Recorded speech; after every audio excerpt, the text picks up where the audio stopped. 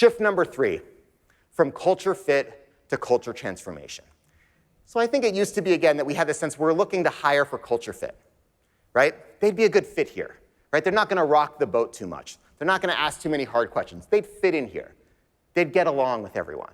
And I think often, not always, but often what that usually meant is, maybe they think like everyone that's here, or they look like everyone that's here. And I think now what we're talking about is we're hiring and looking for culture transformation and growth, and people that are going to bring more diversity, more innovation, more new ideas, more questions are going to actually help us push the culture forward, not just keep it static as it's been, right? That's what it's all about. So I think a company that does a great job of this is Asana. They're a task management software company based in the Bay Area. They consistently get ranked one of the best places to work, best company culture in tech by Great Place to Work, Fortune magazine. And I think they get these high rankings because they're treating culture like a product. So, and product means two things right here.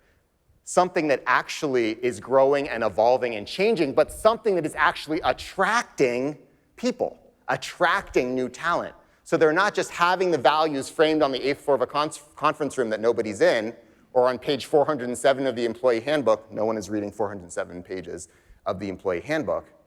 But they're turning those into tangible programs.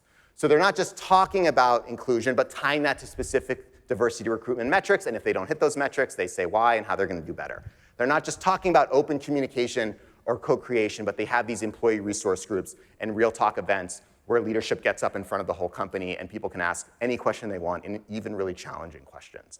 They're not just talking about collaboration and growth, but they have these goal mapping weeks where people from different parts of the organization can offer feedback and ideas to people that they don't even work with every day.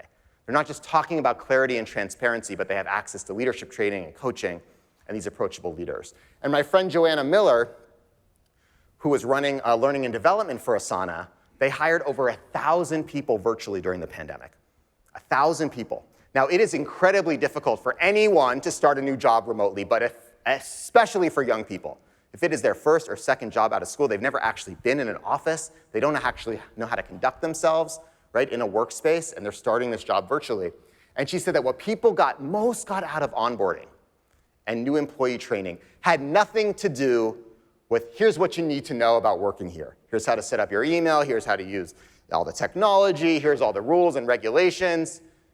Nothing. It had everything to do with whether they made a new friend during onboarding. So that they were going through the onboarding together in a cohort, they turned to the person next to them and said, I don't really understand what's going on here. Me neither, let's be friends. Right? Or I don't think I agree with this. Like, me neither, let's be friends.